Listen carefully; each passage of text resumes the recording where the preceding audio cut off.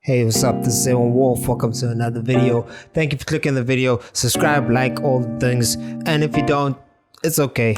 I hope you enjoyed today's video, so I'm going to be answering your questions that I asked you to ask in the last video. Away, let's go. Hi, I'm Aewon Wolf, a minimalist creative who lives on God's salary and loves learning. Welcome to my channel that shares my learnings, art, and experiences on my journey of love, gratitude, and just being happy. I hope you find light in what I have to share and thus make the world just a little better than we found it. I love you. Enjoy. Hey, welcome to another video. I'm Aewon Wolf, your minimalist creative. Blah blah blah, you heard the intro, but let's just get straight into the questions. I'm just gonna pull them up here.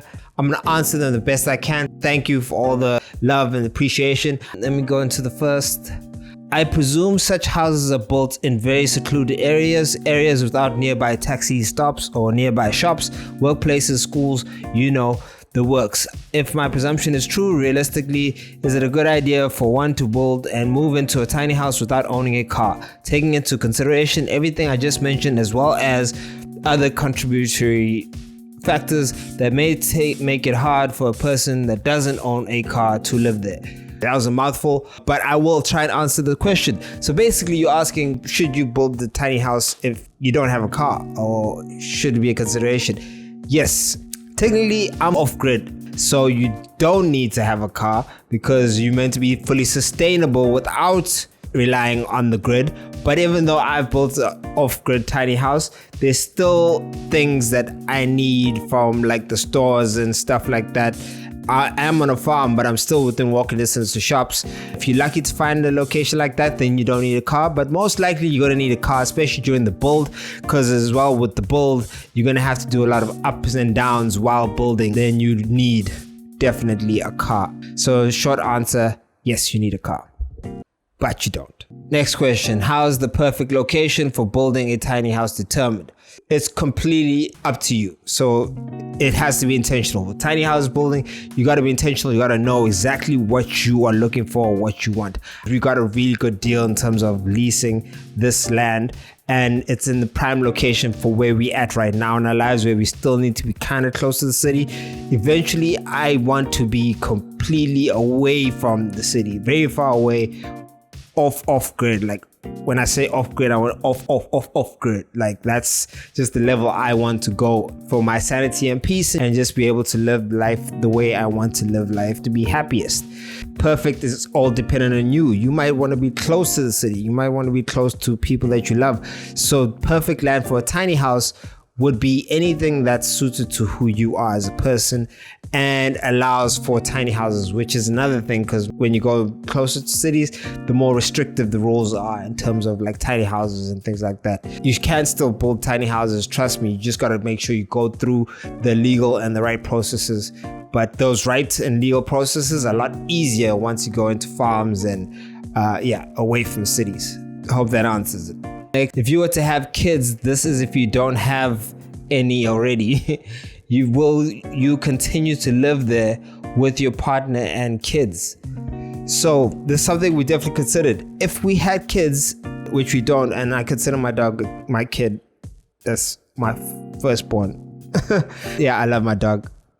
But if we had to have kids, we could definitely do a tiny house. We could still do a tiny house. So what I've done is my tiny house is modular. So we built it in a way that it's movable and it's modular, and it can attach itself to other tiny houses. So if we had to, like, let's say have a kid and he needs or she needs her own space, then we can build another tiny house next to our tiny house, and it fit pretty well in.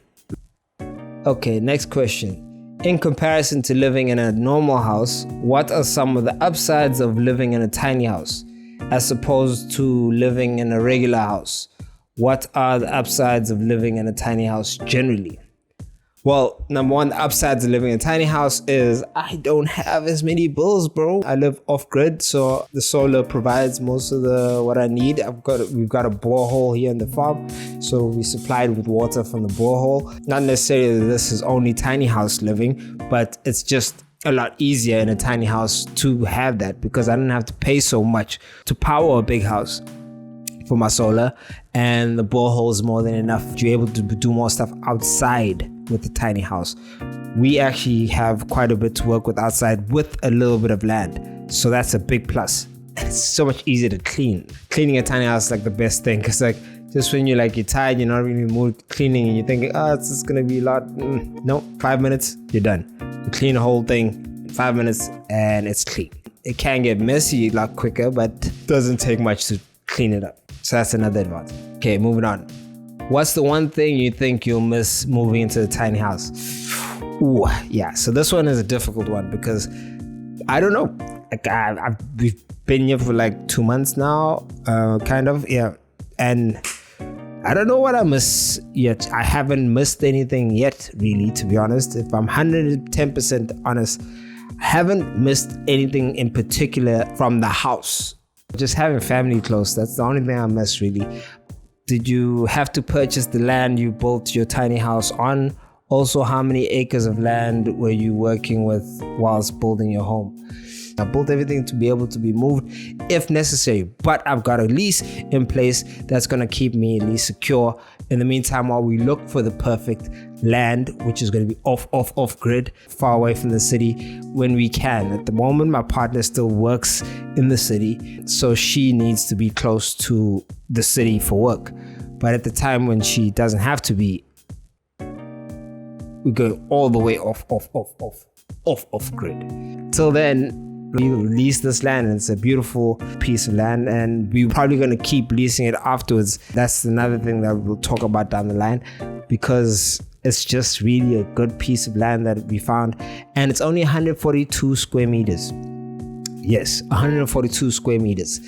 And that's another beauty of tiny houses. You don't need a lot of land. The next question is, may you please describe some of the challenges you faced since moving into the tiny house, and most importantly, how did you manage to overcome those challenges? So in short, I'm not going to go on everything because this is just a quick reply. I'll do a whole video just about challenges because there's a lot. So some of the challenges was like lack of information of South Africa, especially the rules and the considerations and things that you need to consider in South African context. So that was what challenge, and how we overcame that was just doing the research. It's fortunate I had access to companies like Wanderlust. So you need to reach out to companies like Wanderlust and just ask the questions. That's the best way to get answers, especially in South African context, because there's very little on the internet at the moment. Another challenge was a time issue. I had to build quickly in a short space of time. Otherwise, we would have been homeless. But we overcame that, and it was just due diligence and just putting in the work and adopting the Wu Wei principle that made it less stressful. Overall challenge is just adaptation, to be able to adapt to a new living space. And once you adapt, it's beautiful. You meditate over something that you understand it needs to be done.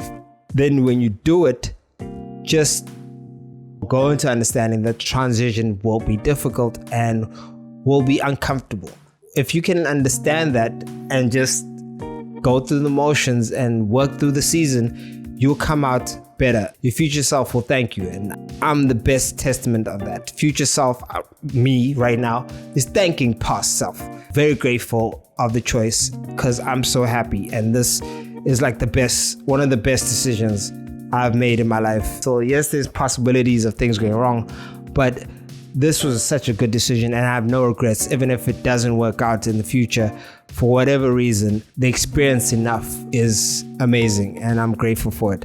Another question was, what is the cost of the build? And this is the most popular one. So I'm going to do a whole video trying to break this down, but basically it cost me about R500,000. R500,000 was the cost to build an off-grid tiny house. You could do a tiny house.